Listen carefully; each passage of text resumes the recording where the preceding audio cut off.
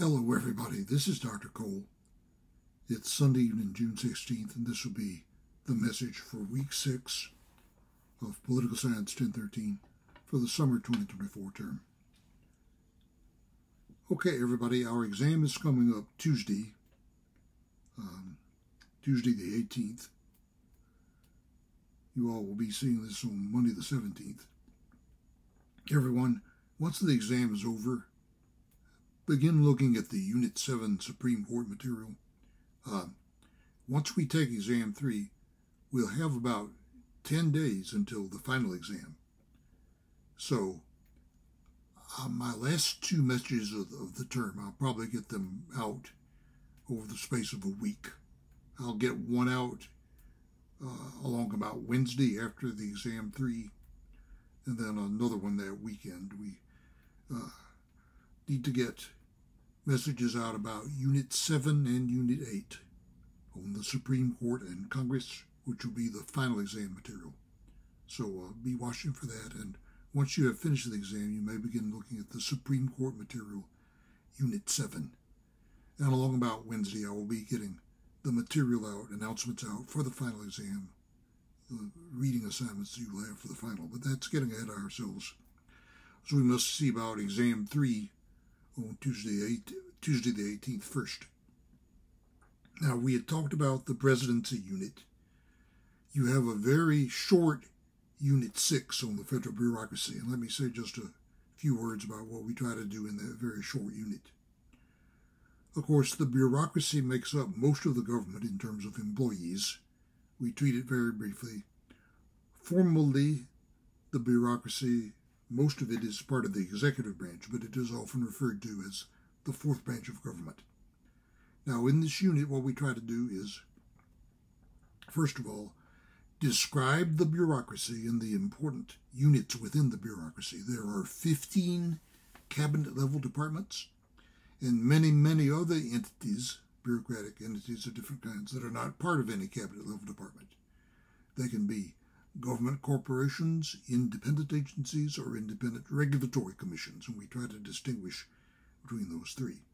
Now, once we do that, the rest of those class notes are devoted to the issue of presidential control over the bureaucracy.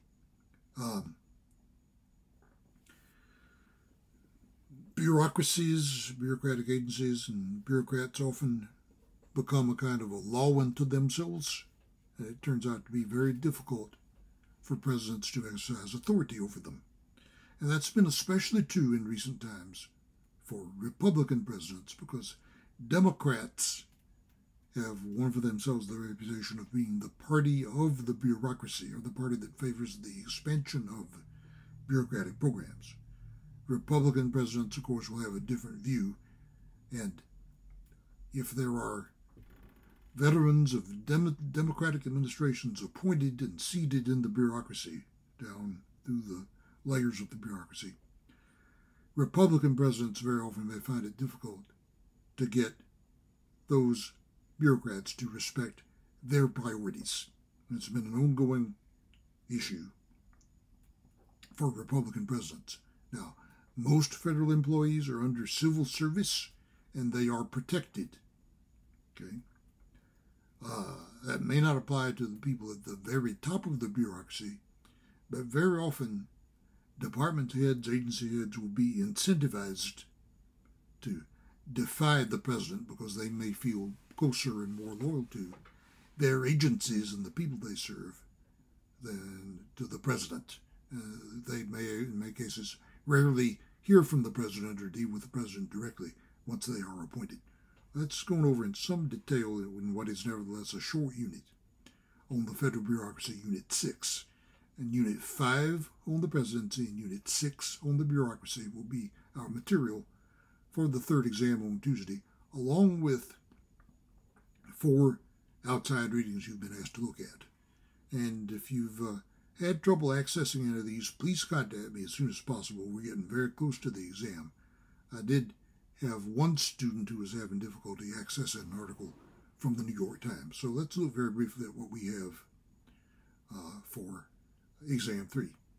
Now, tying up tied into what we were saying about Unit 6 on the federal bureaucracy.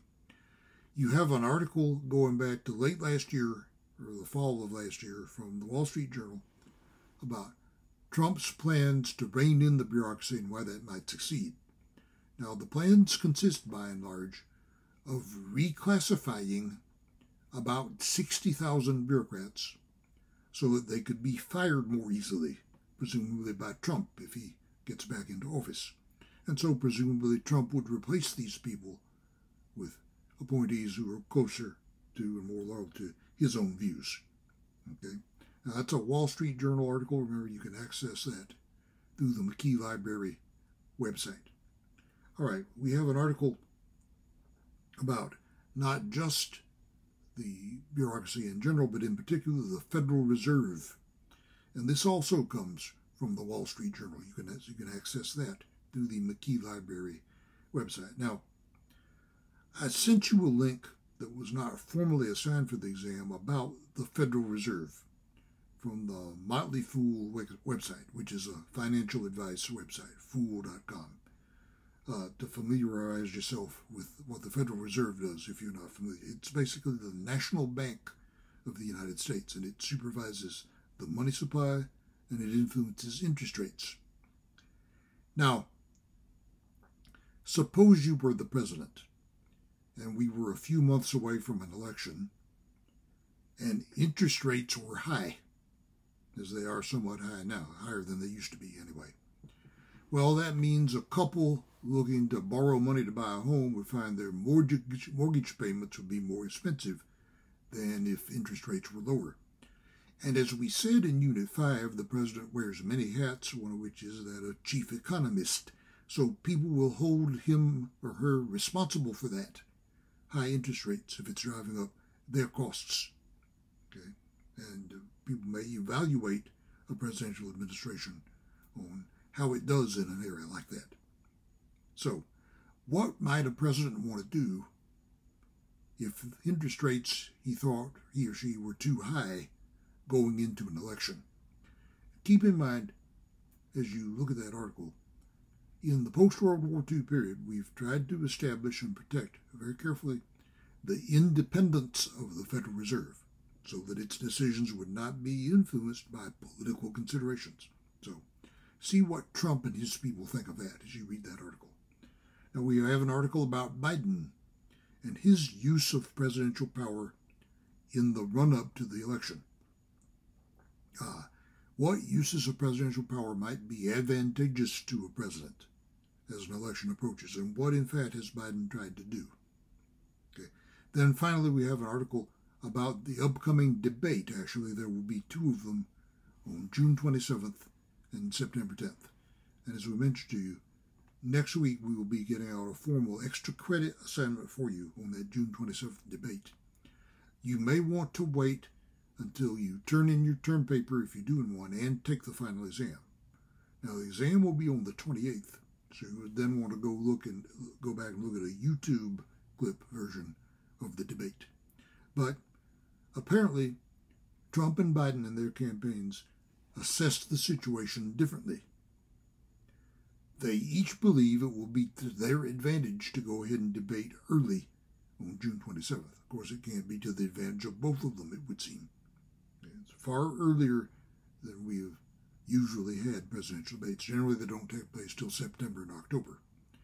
But the article will tell you what came together to put the two campaigns in a position where they could agree on a June 27th debate and what the thinking has been of each candidate in each campaign as that debate approaches, not very long from now. All right, so 4 things to read, along with the class notes from Unit 5 and Unit 6 will be the material for your Exam 3 on Tuesday the 18th. Just like the other exams, you have 24 hours to take it, combination of 50 true, false, and multiple choice items. So, contact me in case of any difficulty. We're getting very close to the exam, but if you have trouble accessing any of those readings, contact me. Remember, 2 of them are from the Wall Street Journal, and you should be able to access that through the McKee Library website. So, study hard for the exam. Take it easy. I'm sure everybody will do well. And we will be talking to you again in a few days, probably by the middle of the week, probably by Wednesday or so. So good luck, take it easy. Hope everyone does well on exam 3.